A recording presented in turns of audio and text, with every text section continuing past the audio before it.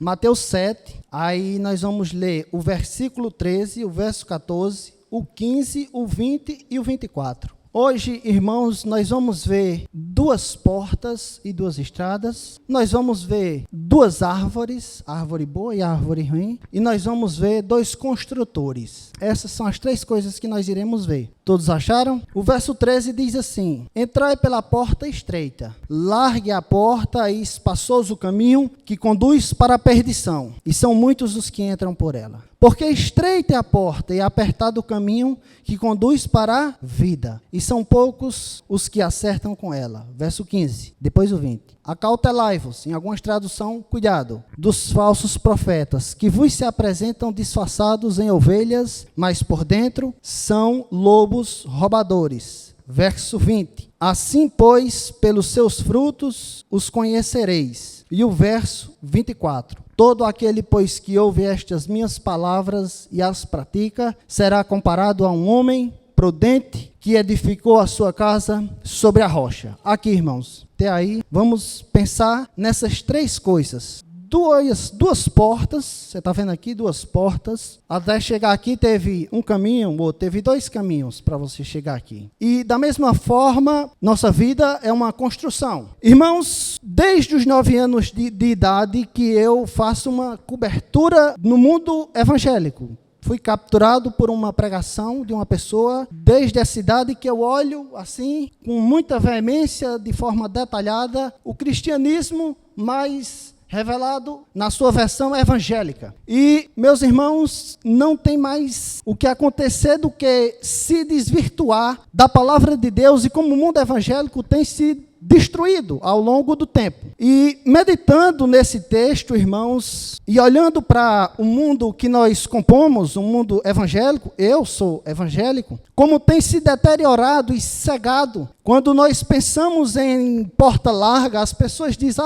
é quem vive em festa bebendo, é quem vive fumando, fazendo isso, fazendo aquilo, isso é a porta larga. Bem, é verdade, mas essa porta, ela ainda é muito estreita. Festa, bebida e coisas dessa natureza é pouco. A porta é muito mais estreita do que isso. A dieta da religião não é capaz de entrar ou fazer com que a pessoa entre por essa porta e muito menos com que ande por ela. Somente um cardiologista chamado Jesus Cristo de Nazaré é quem pode fazer esse milagre de transformar o coração para que a pessoa entre por essa porta e ande por esse caminho. Meus irmãos, aqui nós estamos diante do fim de um sermão conhecido, o Sermão do Monte, que começa com as bem-aventuranças no capítulo 5, que vai dizer, capítulo 5, verso 1, verso 3, melhor dizendo, bem-aventurados são vocês pobres de espírito, bem-aventurados são vocês que choram, bem-aventurados são os mansos, bem-aventurados são vocês quando perseguirem vocês, vocês serão bem-aventurados. Isso está em Mateus 5,12. Aqui, irmãos, é a conclusão do sermão e Jesus está aplicando o sermão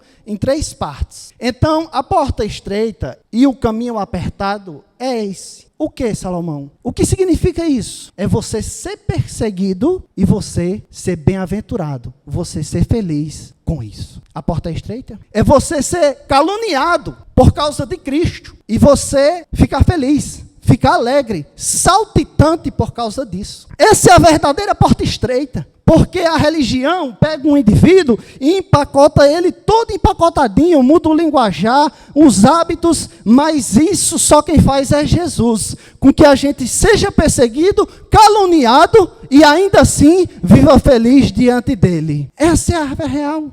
A religião não cabe dentro do evangelho. Cada dia mais tem se desvirtuado. Essa é a verdadeira porta estreita. Mas eu quero dizer que essa porta, ela se estreita ainda muito mais aqui. Aqui ainda está larga, muito larga. No versículo de número 22 desse evangelho aqui, em Mateus 5, 22, vai dizer, meus irmãos, que nós temos que aquele que odeia o seu irmão sem motivo já está sujeito a julgamento. Veja bem, meus irmãos, que o verdadeiro cristianismo é aquele do interior, é do coração. Veja que Jesus está dizendo, olha, se alguém não é matar, a questão não é matar fisicamente, é se você odiar o seu irmão sem motivo, você já é assassino. Essa é a porta estreita, esse é o caminho apertado. O resto das coisas a gente consegue com a nossa mão. Com a nossa mão nós conseguimos fazer muitas coisas, mas para chegar a esse nível, é necessário de uma ação do Espírito. É necessário nascer de novo. É necessário ter uma mente transformada. E só quem pode fazer isso é o próprio Deus. Na religião, nós conseguimos fazer muita coisa, mas essa porta ela vai estreitar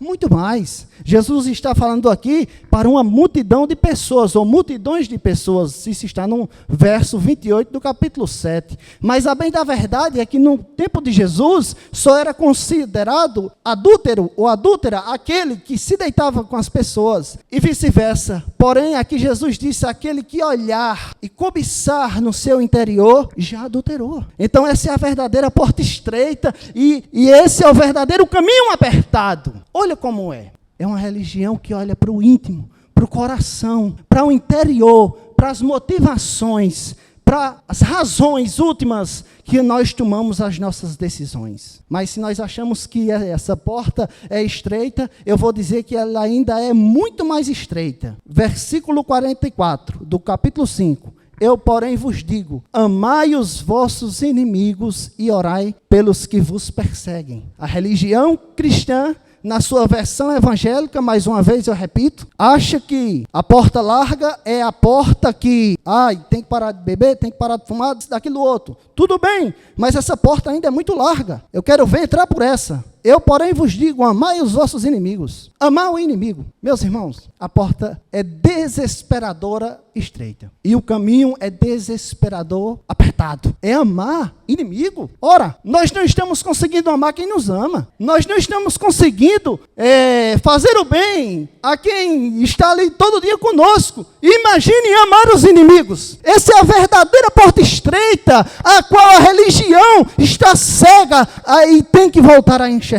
E ele diz, é orar por quem lhe persegue. Orar por si mesmo. Orar pelas coisas da nossa vida já é difícil. Imagina perder o tempo orando por quem nos persegue. Essa é a real e a verdadeira porta estreita. Essa é a porta estreita que Jesus fala, e não a porta estreita da religião, da tradição, do que eu ouvi falar, daquilo que foi dito, aquilo que eu aprendi. Não, essa é a revelação de Deus. Aqui do capítulo 5 até o 7 é uma sequência, irmãos, e o versículo 13 em diante é a aplicação. É a porta estreita, mas ainda ela estreita mais. Ela se estreita ainda mais do que tudo isso. A verdadeira porta estreita, irmãos, é uma espiritualidade invisível, que não se aparece. No capítulo 6, Jesus fala, olha, quando vocês orarem, entra dentro de casa, fecha a porta e ora ao teu pai que está em secreto. Então, a verdadeira porta estreita e um caminho apertado é ter uma espiritualidade reservada quando orar. Porque nós queremos receber a glória. Porque nós queremos ser vistos. Porque nós queremos conquistar. Nós queremos crescer e expandir as paredes das denominações. Enquanto que a verdadeira porta estreita é ter uma espiritualidade reservada, invisível, a qual ninguém vê. Jesus vai dizer, quando você der com a direita, que a esquerda não veja. Mas nós somos a geração que quer ser vista como os maiores ofertantes. Eu faço bem. Ele disse, não, de forma alguma. Para além de tudo isso, irmãos, ele ainda vai dizer, no capítulo 6, quando vocês jejuarem, não façam como os hipócritas, que descaem um semblante e fica assim. Não, vocês, quando jejuarem, fiquem até vaidosos. Arrumem os cabelos, lavem um rosto, passem um perfuminho para que ninguém veja. A verdadeira porta estreita é essa. É dar toda honra, toda glória, todo louvor e toda adoração ao Senhor. É ter uma espiritualidade invisível e não está fazendo as coisas para ser visto pelas pessoas, chamando os holofotes, as luzes, apontando para pregadores, para pastores, para denominações. Não, é ocultar tudo isso e colocar Jesus em evidência e nada mais. Que ele cresça e que todos nós diminuamos. Você acha que deixar de ir uma festa é uma porta estreita? Porta estreita é isso, é amar o inimigo, é orar por quem persegue, é ter um coração transformado a ponto de não desejar o que é do próximo, seja lá o que for, é ter uma espiritualidade reservada, não querendo se aparecer, se achar melhor do que o outro, porque fala melhor do que o outro, porque é formado, porque é isso, porque é aquilo, porque jejuma, porque busca muito, porque é muito espiritual, é porque tem muitos dons e tem isso e tem aquilo. Não! É muito mais profundo. A porta é muito estreita, é desesperadoramente estreita. Olhe para os eventos, cada dia mais, creio eu, que a minha pessoa tem desvinculado mais do mundo evangélico. Cada dia mais é show gospel. Coisas para que colocam os homens em evidência, que gastam 100 mil, 200 em eventos. Meu Deus, o que é isso? Enquanto que querem se aparecer. Essa é a real. Essa é a porta estreita. Ela é estreita. Essa daqui é estreita. Essa daqui é estreita. Esse caminho aqui é apertado. Esse caminho aqui é apertado. E aí ele prossegue, irmãos, dizendo: acautelai-vos dos falsos profetas, que se vos apresentam disfarçados em ovelhas, mas por dentro são como lobos. Pelos seus frutos vocês conhecereis. Colhem-se porventura uvas dos espinheiros ou figo dos abrolhos? É óbvio que não. Jesus fala aqui de falsos profetas, que são aqui as duas árvores, e de falsos cristãos. Então, primeiro ele começa com os falsos profetas, porque dentro do meio do povo de Deus, desde o princípio da nação de Israel, era rodeado, irmãos, de falsos profetas. Em Deuteronômio 13, tem como reconhecer os falsos profetas, e Deuteronômio 18. Tem como ali uma lista de métodos para a gente descobrir quem é um falso profeta. Mas Jesus vem e diz apenas um único método. Olha, pelos frutos vocês irão conhecer quem são os falsos profetas. Então, Jesus está dando um único método infalível. Pelos frutos conhecereis. Então, dê tempo ao tempo. Tenha calma, analise quem você ouve, seja na televisão, seja eu mesmo. Analise com calma os frutos do profeta, ou do pregador, do pastor que você gosta. Os frutos, quais os frutos? Jesus está mandando aqui, no começo do capítulo, ele está dizendo: não julgueis. Aqui a gente tem que fazer um julgamento, julgar quem são os verdadeiros e os falsos. E os verdadeiros e os falsos aqui é distinto pelos frutos. Ora, colhe-se nos espinheiros uvas. Alguém já viu o pé de melancia da acerola? Eu nunca vi. Então o falso profeta, ele vai se revelar em suas obras, em seus frutos, às vezes na arrogância, na soberba, no egoísmo,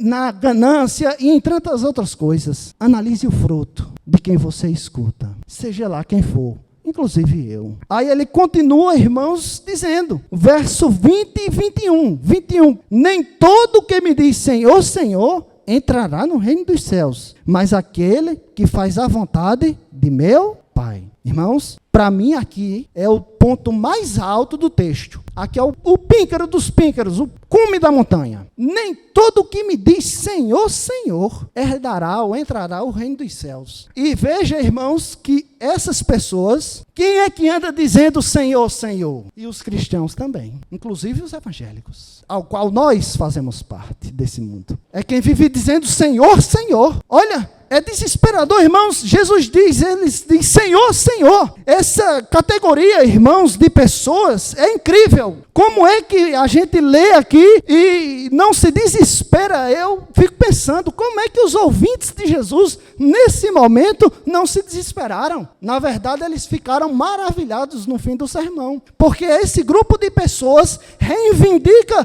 com Jesus naquele grande dia, dizendo, olha, Senhor, nós expulsamos demônios em teu nome, fizemos milagre, profetizamos em teu nome, nós fizemos coisas em teu nome. E Jesus dirá, apartai-vos de mim, porque eu não vos conheço. Irmãos, aqui tem pessoas fazendo uma confissão certa. Senhor, Senhor, é Ele mesmo, é o Senhor. É uma confissão verdadeira. Jesus não nega isso. Aqui, eles expulsam demônios. Há uma chuva de milagres. Um dilúvio, eu diria. Expulsão de demônios. Coisas que espantariam hoje o mundo nosso. Mas Jesus vai dizer, eu nunca vos conheci. Meu Deus do céu. Como é que alguém faz tudo isso? Expulsa demônio, chuva de milagres, e bênçãos, profecia. E Jesus disse, eu nunca lhe conheci. Senhor, Senhor. Essa é a verdadeira porta estreita. O resto é tradições humanas. Coisas criadas da cabeça humana. Estreita essa porta aqui é estreita. Jesus diz, eu nunca vos conheci. Ora, o Criador de tudo dizer que não conhece? Isso é uma expressão aqui que deve ser bem interpretada, é uma expressão teológica. Significa dizer, eu nunca tive um relacionamento amoroso com você. Não é que ele não conhece? Quem é que ele não conhece? Ele chama cada estrela pelo seu nome? Ele vai dizer que não conhece? O Criador não conhece? Ele está dizendo, eu nunca tive um relacionamento amoroso com você. Você nunca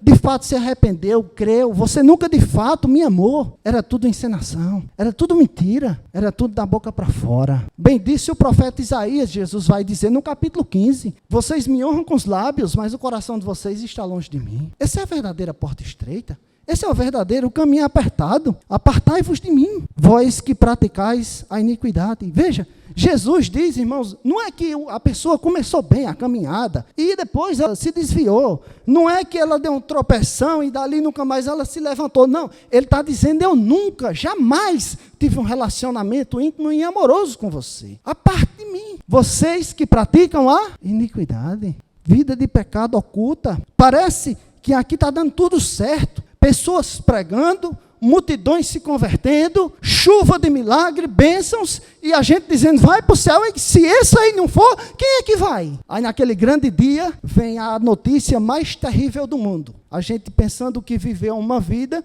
e vai receber a melhor notícia do mundo, vai receber a notícia de tormento eterno. Apartai-vos de mim. Mas estava dando tudo certo. Pessoas eram curadas, hein? Coisas eram reveladas. Nós fazíamos a confissão certa, a profissão certa, Senhor, Senhor. Parecia tão real. Tantas pessoas eram curadas, orações atendidas. Mas por trás de tudo isso, havia uma vida de pecado, de iniquidade. Mas havia uma aparente bênção de Deus, tudo bem. O que é que tem? Apartai-vos de mim, vós que praticais a iniquidade. E aí, no versículo 24, ele vai dizer, pois todo aquele que ouve as minhas palavras e as pratica, será comparado a um homem prudente que edifica a sua casa sobre a rocha. Só aí, irmãos. Aqui os dois construtores. É simples. Jesus aqui, depois de pregar todo o sermão, ele termina começando a última palavra do fim, é todo aquele, ele termina com uma cena dramática. Todo aquele que ouve estas minhas palavras e as pratica.